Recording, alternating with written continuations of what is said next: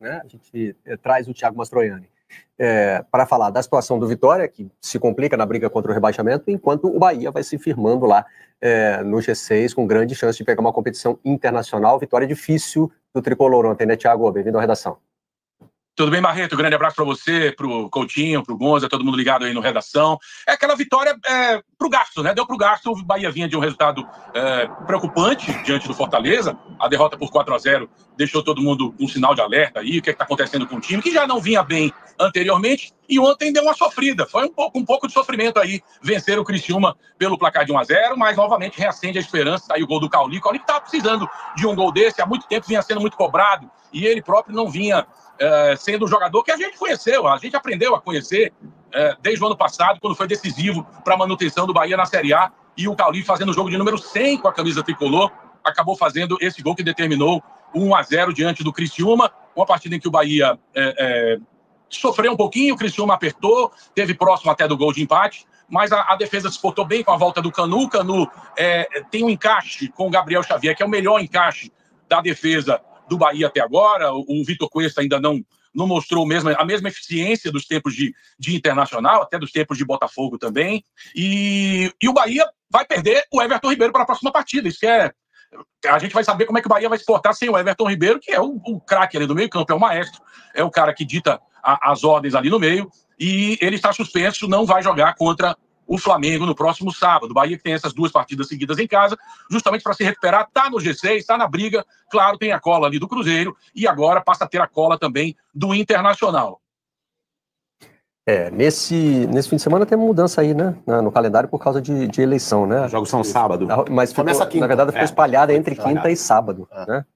Só sobre o Cauli rapidinho, Barreto, o Cauli não marcava 10 jogos, né? Isso até corrobora isso que o Thiago falou da questão de não ser uma temporada como foi a do ano passado. Realmente o Cauli, ele teve altos e baixos esse ano, até mais baixos do que altos, no sentido de ser um jogador de muita qualidade, né? De ter encantado todo mundo no ano passado. No passado ele pode ser colocado ali, por que não, entre os melhores meios do campeonato. Muita gente colocou ele na seleção do campeonato. Eu tenho essa tendência também, pelo grande ano que ele fez. Então é importante para o Bahia contar com esse jogador, principalmente antes de uma partida que vai ser acho que é contra o Flamengo, né? Flamengo. Bahia e Flamengo, né? Bahia e Flamengo.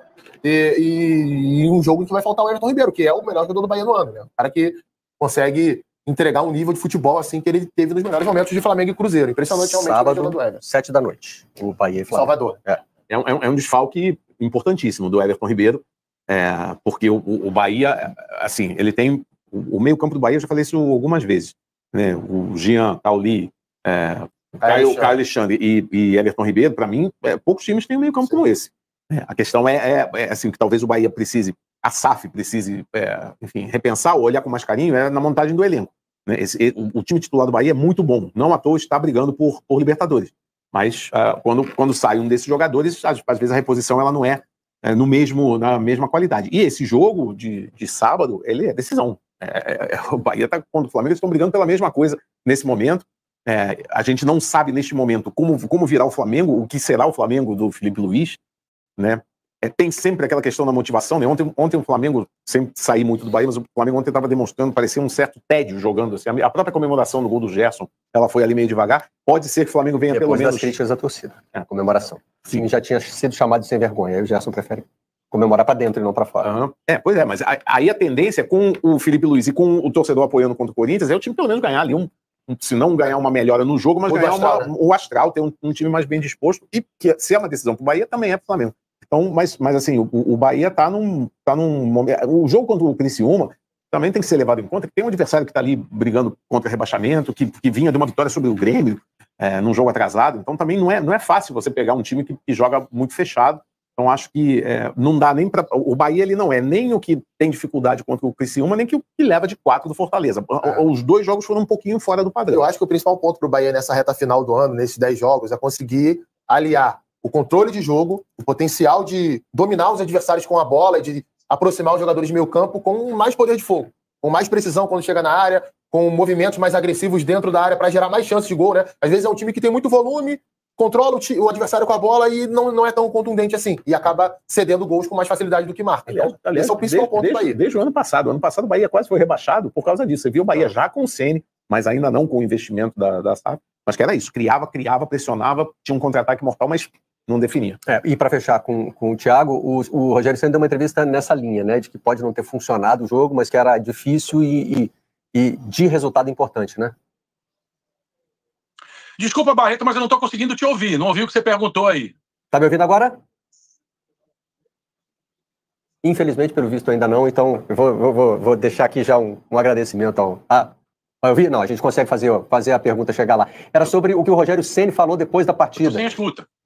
Continua sem escuta, então a gente não vai. Tiago, obrigado pela participação no Redação de hoje.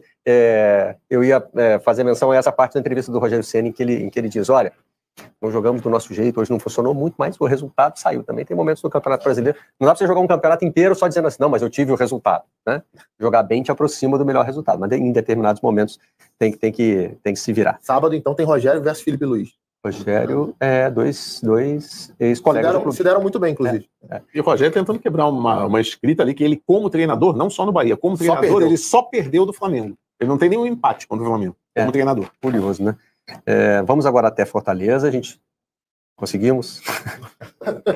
Alô, Thiago Mastroianni, câmbio, tá me ouvindo? Tudo ok. Agora sim. Soltamos até fogos de artifício aí pela recuperação do áudio. Eu estava dizendo que na entrevista do Rogério ele disse que dessa vez saiu sem que o Bahia conseguisse aplicar o seu melhor estilo de jogo, mas a vitória veio e ela era importante para esse momento na tabela. Sem dúvida, né?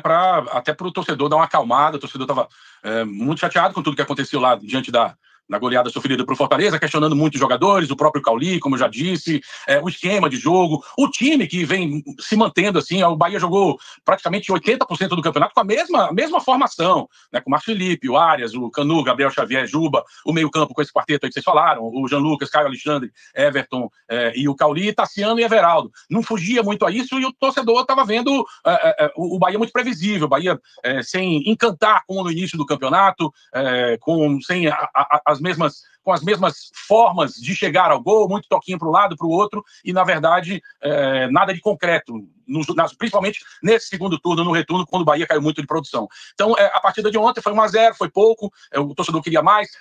A gente falou da questão o Diogo falou da questão do torcedor lá em Porto Alegre, que passou a acreditar. O torcedor do Bahia, ao contrário, a gente não viu, por exemplo, 25 mil pessoas em boa parte dos jogos do Bahia, como aconteceu ontem. Sempre na casa dos 30, 34, 35 mil torcedores, e o torcedor já deu uma acalmada um pouquinho quanto a esse entusiasmo todo com o time. Tomara que volte contra o Flamengo.